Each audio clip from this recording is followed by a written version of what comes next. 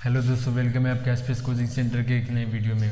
आज का हमारा क्वेश्चन है let if triangle A B C as vertices A B and C then its orthocentre as coordinates.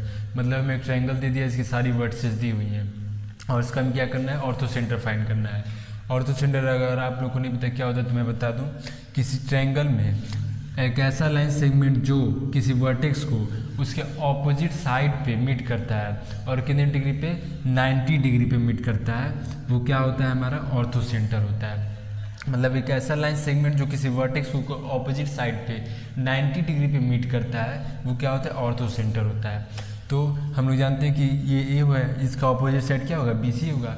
इस line पे क्या होगा, लाइन से 90 डिग्री ड्रॉ करेगा। सेम अगर सी है हमारा तो सी का ऑपोजिट साइड क्या होगा, ए बी होगा। तो इसका इस यहाँ पे जो लाइन सेगमेंट होगा वो भी क्या होगा, ऐसे कुछ बनेगा। और हमें क्या करा है, और बी का क्या हो जाएगा, बी का ये हो जाएगा। अब ये जो ऑर्थो सेंटर होता है, ये जो तीनों लाइन सेगमेंट होते हैं किसी एक पॉइंट पे मिलती हैं, उसी पॉइंट को हम लोग कहते हैं ऑर्थो सेंटर। क्या कहते हैं, ऑर्थो सेंटर।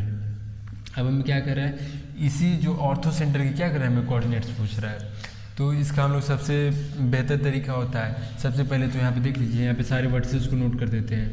यहाँ क्या है, बी आपका क्या है, -7 1 एंड 5 -5। यहाँ पे इस ट्रायंगल के तीनों वर्टिसेस हो गए।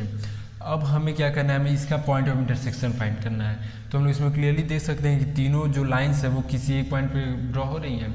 तो अगर हम लोग इस लाइन का अगर हम लोग इक्वेशन फाइंड कर लें और इस लाइन की इक्वेशन फाइंड कर लें, तो हम लोग क्या कर सकते हैं, अगर इन दोनों लाइन की इक्वेशन फाइंड हो गया तो उसका अगर हम लोग पॉइंट ऑफ इंटरसेक्शन फाइंड कर लें तो हम लोग को ये पॉइंट मिल जाएगी। अब जबकि तीसरी लाइन भी इसी पॉइंट से जा रही है तो क्या हो गया, हमें दो ही इक्वेशन से हमारा काम हो जाएगा। अब चाहे तो इसको और इसको लाइन सेगमेंट लाइन के इक्वेशन को फाइंड करके उसका इक्वेशन पुट कर दीजिए और पॉइंट ऑफ इंटरसेक्शन फाइंड कर लीजिए। मतलब तीनों में किसी भी दो लाइन्स को लेके उनका पॉइंट ऑफ इंटरसेक्शन निकाल दीजिए, वही हमारा क्या होगा, ऑर्थो सेंटर होगा। अब हम लोग को क्या करना है, इसी लाइन की इक्वेशन फाइंड करनी है। तो लाइन की इक्वेशन हम लोग को फाइंड करने के लिए क्या चाहिए होता है, या तो हमें दो वर्टिसेस मिल जाए या फिर एक वर्टेक्स मिल जाए और एक क्या होता है, स्लोप मिल जाए। तो अब हम लोग देख सकते हैं, हमें यहाँ पे एक वर्टेक्स तो दिया हुआ है, लेकिन हम इस लाइन की स्लोप फाइंड करनी है या फिर यहाँ पे कोई एक पॉइंट मिल जाए।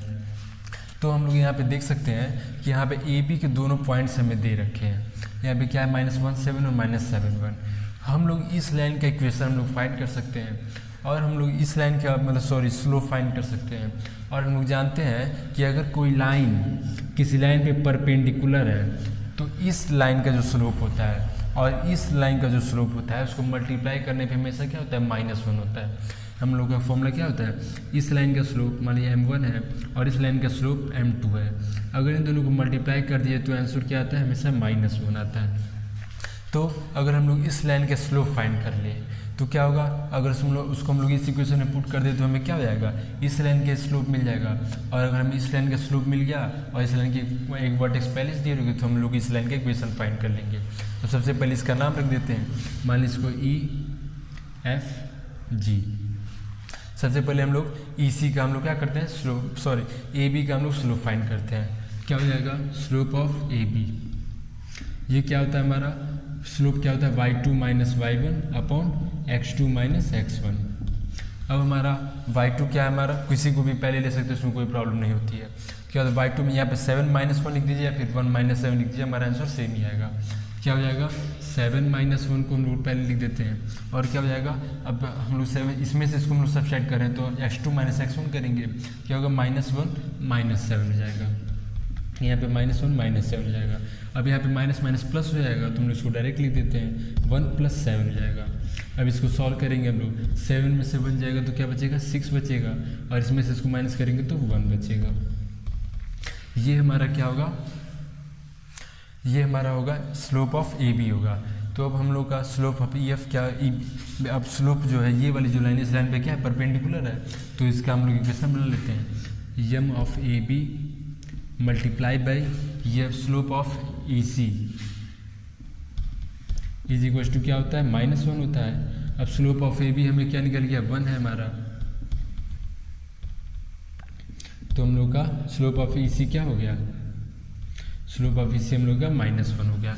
मतलब इस लाइन का स्लोप क्या हो गया, हमारा EC हमारा -1 हो गया। चलिए पहले हम लोग इस लाइन का इक्वेशन फाइंड कर लेते हैं। अब देख लीजिए, इक्वेशन ऑफ ईसी। अब क्या होता है फॉर्मूला आप लोगों को पता ही होगा, y minus y1 is equals to slope x2 minus x1, sorry x minus x1। अब यहाँ पे y माइनस y1 की जगह पे हमारा क्या है -5 है, माइनस माइनस प्लस हो जाएगा तो हम लोग डायरेक्ट इसको +5 लिख देते हैं। इज इक्वल्स टू m की वैल्यू क्या हमारी -1 है और x माइनस x1 की हमारा 5 है। इसको रख दीजिए y + 5, यहाँ पे ओपन करेंगे तो क्या हो जाएगा -x + 5 हो जाएगा। अब यहाँ पे ट्रांसपोज करेंगे तो ये 5 और 5 कट जाएगा और y इज इक्वल्स टू क्या आ जाएगा -x। ये हमारा क्या हो जाएगा, इस लाइन का इक्वेशन हो जाएगा ईसी का। अब हम लोग को क्या करना है, इसको ऐसे लिख देते हैं y + x is equals to 0। अब ये जो हमारा हो गया इक्वेशन इस लाइन का हो गया। अब हम लोग को किसी भी एक और लाइन का इक्वेशन में फाइंड करना है तो आप एजी का कर लीजिए या फिर बीएफ का कर लीजिए, आप जो चाहे वो कर सकते हैं। हमें बस एक और लाइन का इक्वेशन चाहिए। तो लोग पहले मैं इसको इसे यहाँ सीरीज कर देता हूँ। हम लोग क्या करते हैं, एजी का हम लोग पहले वो फाइंड कर लेते हैं, इक्वेशन फाइंड कर लेते हैं। आप इस बीएफ को भी ले सकते हैं जैसा आपका मन। अब हम लोग क्या करेंगे, अगर एजी का हमें स्लोप चाहिए होगा, हमें एक पॉइंट तो दिया हुआ ही है, हमें क्या चाहिए, इसका एक और स्लोप चाहिए। अब इसका स्लोप हम लोग क्या कर सकते हैं, अब देख सकते हैं ये लाइन जो है इस लाइन पे क्या है, परपेंडिकुलर है। तो यहाँ पे क्या हो जाएगा, हम लोग इस लाइन का स्लोप फाइंड कर लेंगे और उसको इस इक्वेशन में पुट कर देंगे तो क्या होगा, हमें एजी का स्लोप मिल जाएगा। तो B C is equal to क्या हो जाएगा, slope of B C y2 minus y1 होता है, -5 -1। अब यहाँ पे 5 माइनस -7, माइनस माइनस प्लस हो जाता है, इसमें -6। अब 5 और 7 क्या हो जाएगा, 12 हो जाएगा। तो हमारा क्या हो जाएगा -1/2। ये हमारा स्लोप ऑफ BC हो गया, हमें इस BC का स्लोप हो गया। तो हमारा स्लोप ऑफ AG क्या होगा, slope of BC is equal to क्या होगा, sorry slope of AG is equal to -1 slope क्या हो जाएगा, slope of BC -1 slope of BC क्या है -1/2। हम लोग जानते हैं माइनस माइनस प्लस हो जाएगा और डिनोमिनेटर का डिनोमिनेटर कहाँ आता है, न्यूमरेटर में चला जाता है। तो यहाँ पे क्या हो जाएगा, इसका स्लोप 2 हो जाएगा। अब हम लोग को AG का क्या करना है, हमें स्लोप मिल गया और हमें पॉइंट दे रखा है तो उसका हम लोग इक्वेशन फाइंड कर लेते हैं। क्या हो जाएगा, इक्वेशन ऑफ AG। अब देख लीजिए यहाँ पे y माइनस y1 क्या है हमारा 7 है, स्लोप क्या है 2 है, x minus x1, minus minus plus हो जाता है इसलिए हम डायरेक्ट इसको क्या करते हैं, प्लस ही लिख देते हैं। अब क्या हो जाएगा, y minus 7 is equal to 2x + 2। अब इसको यहाँ पे ट्रांसपोज कर देते हैं, y माइनस 2x, यहाँ +2 को ट्रांसपोज कर देते हैं -7 और -2 क्या हो जाएगा, -9 हो जाएगा। इसको बाहर ही लिख देते हैं, इसको हम इधर ट्रांसपोज कर देते 2 और 7 क्या हो जाएगा, 9 हो जाएगा। अब हमें दोनों इक्वेशन मिल गए, हमें बस क्या करना है, हमें ये हमारा इक्वेशन हो गया इस लाइन का। अब हम लोग इसका इंटरसेक्शन पॉइंट फाइंड कर ले तो क्या होगा, हमें पॉइंट ऑफ ऑर्थो सेंटर में मिल जाएगा। देख लीजिए मैं इतनी बात को इरेज कर देता हूँ।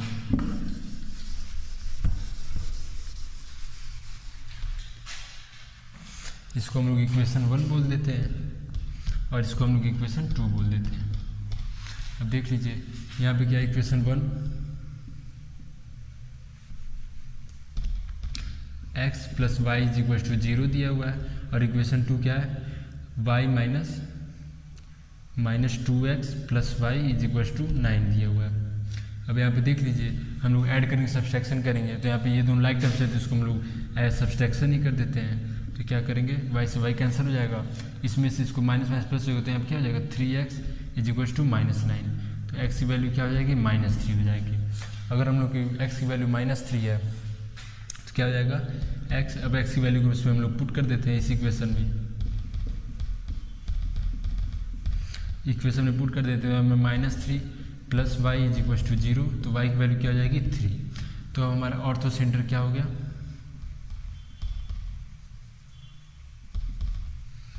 -3 और 3। हमारा आंसर क्या हो जाएगा, -3 और 3। करेक्ट ऑप्शन क्या है, बी है। यही हमारा करेक्ट आंसर है। अगर आप लोग को वीडियो अच्छी लगी तो चैनल को लाइक सब्सक्राइब शेयर जरूर करिएगा। धन्यवाद।